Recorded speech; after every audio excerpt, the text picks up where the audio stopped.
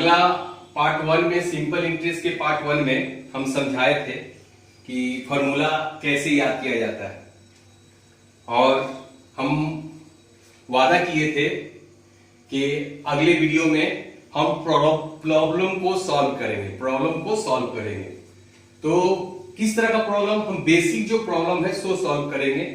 इसके बाद तुम लोग कमेंट करोगे तो जितने सारे बोर्ड हैं, आईसीएससी, सीबीएसई, डब्ल्यूबीएसई, जितने सारे बोर्ड हैं, सारे बोर्ड के सवाल को हम एक एक करके, जो कठिन सवाल है उस सब सवाल को हम सॉल्व करके दिखाएंगे। लेकिन मेरा वादा है कि तुम लोग बेसिक जब जान जाओगे, थोड़ा सा दिमाग लगाओगे, तो तुम कठिन से कठिन सिंपल इंटरेस्ट, साधारण ब्याज के प्रॉब्लम को सॉल्व कर पाओगे। बहुत अच्छा लगा, बहुत सारा कमेंट्स मिला पार्ट वन में। पार्ट टू कर रहे हैं, इसी तरह से हम पार्ट करते जाएंगे। सिंपल इंटरेस्ट का अलग पार्ट, कंपाउंड इंटरेस्ट का अलग पार्ट, अलग अलग मैथ का अलग अलग पार्ट हम करते जाएंगे। तो प्रॉब्लम क्या है वो याद होगा फॉर्मूला। अच्छा, और कमेंट्स में बताओगे अगर कुछ, हम भी इंसान है, मेरे में भी कुछ कमी हो सकता है, तो हम कोशिश करेंगे अपनी कमियों को समाप्त करने का। तो देखो प्रॉब्लम बता रहे हैं कि राम बाबू 5,000 रुपया लिए। तो राम बाबू जो 5,000 रुपया लिए सो प्रिंसिपल हो गया, तो P लिख देंगे 5,000। अच्छा, उसके बाद राम बाबू बोले कि हम 2 साल बाद पैसा को लौटाएंगे। 2 साल बाद पैसा को लौटाएंगे, ईयर्स, 2 ईयर्स के बाद लौटाएंगे।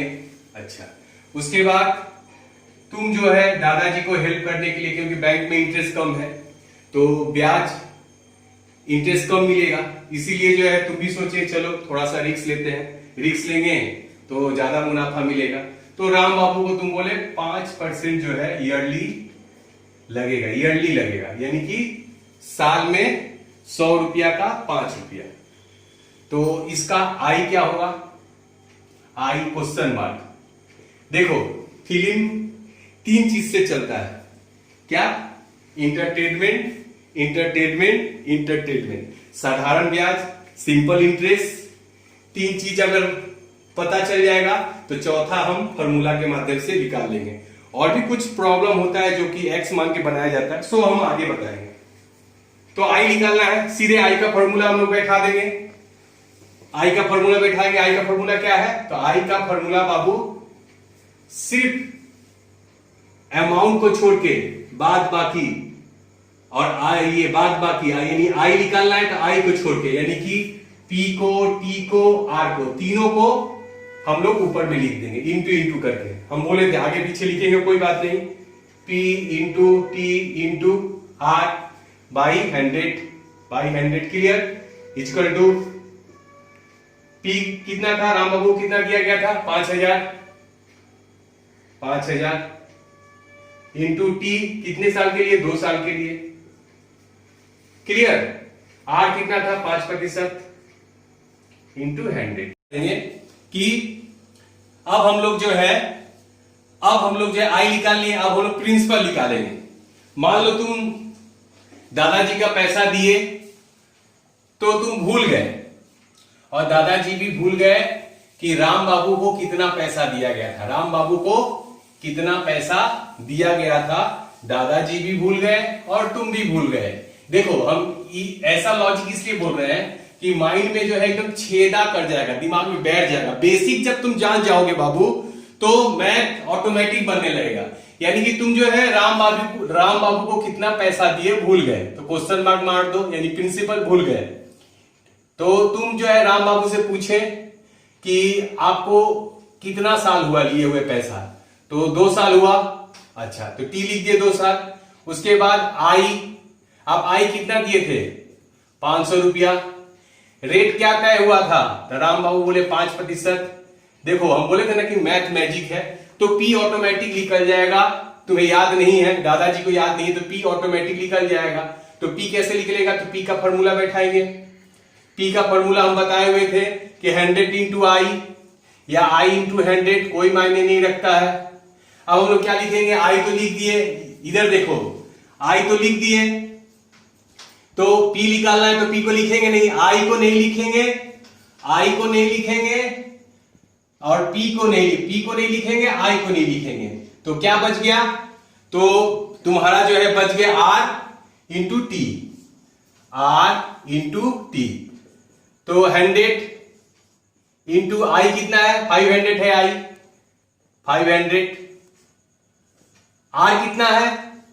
R जो है 5% परसेंटेज इंटू टी कितना है? 2। यानी कि काटेंगे हम लोग, कैसे काटेंगे? तो देखो 5 के टेबल से 5 1 जा 5, 5 1 जा 5, तो 2 तो 0 है, 2 तो 0 बच गया। अब हम लोग इसको काटेंगे तो 2 1 जा 2, 2 5 जा 10, 50। यानी कि 50 को 100 से मल्टीप्लाई करेंगे तो 5 1 जा 5, बहुत आसान है। और 3 तो 0 है, 1 2 3, 3 तो 0, यानी कि 5000, यानी कि 5000 रुपया जो है दिया गया था। यही मैजिक है। अब हम लोग भूल गए कि राम बाबू को 2 सवाल हो चुका। राम बाबू को कितने समय के लिए पैसा दिया गया था? राम बाबू को कितने समय के लिए पैसा दिया गया था? तो कितने समय के लिए टी निकालना है, टी निकालना है, क्वेश्चन मार्क टी। तो पी कितना था? 5000 था। टाइम हम भूल गए, राम बाबू को कितने दिन के लिए दिया गया? 5000। उसके बाद आई कितना मिला था? आई जो है 500 रुपया मिला था। क्लियर? आर कितना है? 5%। तो हम लोग को क्या निकालना है? टी निकालना है। टी लिखेंगे, टी का फॉर्मूला लिखेंगे, क्या होगा बताओ, मन में बोलो। हाँ शाबाश। उसके बाद टी हो गया, आई हो गया, बचा क्या? टी हो गया, आई हो गया, बचा क्या? पी और टी। पी को पहले लिखो और चाहे आर को पहले लिखो, कोई बात नहीं। तो निकालेंगे ऐसे 100 इंटू आई कितना है? 500। पी कितना है? 5000। आर कितना है? 5%। अब इसको काटेंगे, 2 को शून्य, 2 को शून्य, 1 0 1 0। 5 के टेबल से 1 बार 5, ये 5 के टेबल से 1 बार 5 2 जा 10, यानी कि 2 इयर्स। 2 इयर्स। क्लियर? यानी 3 प्रॉब्लम सॉल्व हो चुका। अब जो है हम लोग को क्या, हम लोग का आर जो है पता नहीं है। आर पता नहीं है। आर क्या है? पता नहीं है। तो आर को क्वेश्चन मार्क, हाँ देखो मन में आ गया ना, शाबाश। आर का क्वेश्चन मार्क। टी कितना था? 2 साल। आई कितना था? 500। आई 500। उसके बाद क्या छूट गया? आर 5%। क्या निकालेंगे? सॉरी, आर तो निकालना है, आर तो निकालना है, यानी कि हम लोग पी लिखेंगे। पी 5000। तो आर का फॉर्मूला लिख देंगे। हाँ बताओ बाबू। हाँ शाबाश। 100 गुणे आई, जोश रहना चाहिए, जोश। 100 गुणे आई, तो आर तो लिख दिए, आई लिख दिए, बचा क्या? आर लिख दिए, आई लिख दिया। हाँ जोर से बोलो, मन में। हाँ हाँ हाँ, आई शाबाश। टी इंटू पी, शाबाश। T into P, T into P. तो आर, चलो 100। हाँ, आई कितना है? 500। टी कितना है? 2 साल, 2 इयर्स। और पी कितना है? 5000, 5000। 2 0 2 0 कट गया। उसके बाद 1 0 यहां कटा, 1 0 यहां कटा। उसके बाद 5 से 5 क्या हुआ? कट गया। 2 5 जा 10, यानी कि आर जो है निकल जाएगा 5%, यानी परसेंटेज, 5%। क्लियर? अब जो है अमाउंट कैसे निकालेंगे? तो अमाउंट का फॉर्मूला है P प्लस I। तो P कितना है? 5000 था। यानी राम बाबू 2 साल में कोई पैसा नहीं दिए, 2 साल बाद आए और बोले कि आपको हम इंटरेस्ट भी देंगे और आपको जो है हम जो प्रिंसिपल है सो देंगे। तो यानी अमाउंट होगा, यानी हिंदी में बोले तो मिश्र धन अमाउंट होगा। तो 5000 प्लस आई कितना था? आई 500 था, तो दोनों को ऐड कर देंगे। तो 5,500 अमाउंट हो गया। आशा करते हैं सिंपल इंटरेस्ट का बेसिक का नॉलेज हो गया होगा। तुम लोग कमेंट करोगे तो आगे हम जो है प्रॉब्लम जो है जो हार्ड प्रॉब्लम है सो हम जो है बताएंगे।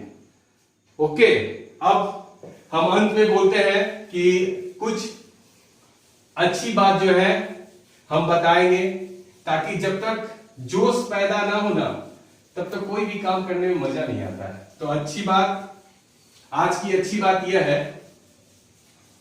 हम बहुत साल पहले पेपर में पढ़े हुए थे कि ब्रिटेन का कोई व्यक्ति था, नाम याद नहीं आ रहा है, नाम से क्या लेना देना, ब्रिटेन का।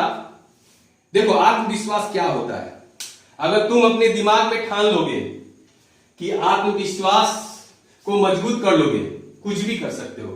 तुम कितने कमजोर थे, क्या थे, वो सब छोड़ दो। तो हम एक हकीकत का छोटा सा कहानी पर आ जाते हैं। तो ब्रिटेन का कोई व्यक्ति था जिसको सजा मिला हुआ था फांसी का। तो तुम्हें भी पता होगा, किसी को भी फांसी जब दिया जाता है तो उसकी आखिरी इच्छा पूछी जाती है। आखिरी इच्छा जो है डेथ को छोड़ के, यानी फांसी उसका होगा, डेथ होगा, उसके अलावा अगर कुछ भी बोले उसका डिमांड पूरा किया जाता है।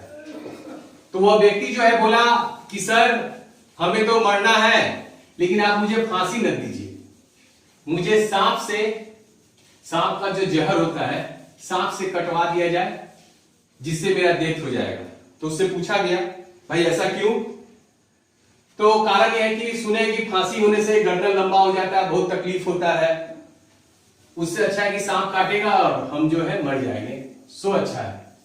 तो भाई आखिरी इच्छा पूरा करना था, तो उसे फांसी के दिन बैठाया गया।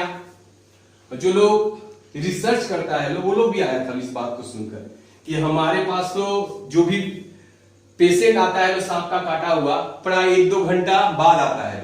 हम लोग रिसर्च करना चाहते हैं कि एक्चुअली सांप काटने से बॉडी में रिएक्ट क्या होता है। तो कैमरा लगा हुआ था चारों बगल से, उससे बातें किया जा रहा था। कुछ देर में एक आदमी आया, जिसको सांप से कटवाना था, जिसका फांसी होने वाला था, वो डरा हुआ था, उसका माइंड में पूरा स्टोर था कि सांप लेकर आएगा लोग और सांप मुझे डंक मारेगा और मेरा डेथ हो जाएगा। पूरा मेंटलिटी एकदम प्रिपेयर था अंदर से। एक व्यक्ति सांप का टोकरी लेकर आया और उस व्यक्ति के सामने रखा। रखने के बाद टोकरी के मुंह को हटाया गया, सांप निकला। उस व्यक्ति जिसे डंक मारना था उसके मुंह में काला कपड़ा जो है ढाल दिया गया और सांप से डंक ना मारकर उसे 2 उंगलियों से सांप के स्टाइल का डंक मारा गया और उसे तुरंत डेथ हो गया। उसका तुरंत डेथ हो गया। उसका पोस्टमार्टम किया गया तो पोस्टमार्टम में पता चला कि जहर के कारण उस व्यक्ति का डेथ हुआ है। तो यानी कि उसका बॉडी जो है सांप समझ के जहर जो है रिएक्ट किया और उसका डेथ हो गया। रिसर्च से ही पता चला। तो मेरा कहने का तात्पर्य यह है कि आप अपने मेंटलिटी को जैसे तैयार करोगे, आत्मविश्वास जितना बढ़ाओगे उतना तुम स्ट्रांग होगे। इसलिए आत्मविश्वास को बढ़ाओ। आज यही, अगला वीडियो में मिलते हैं। बाय, टाटा।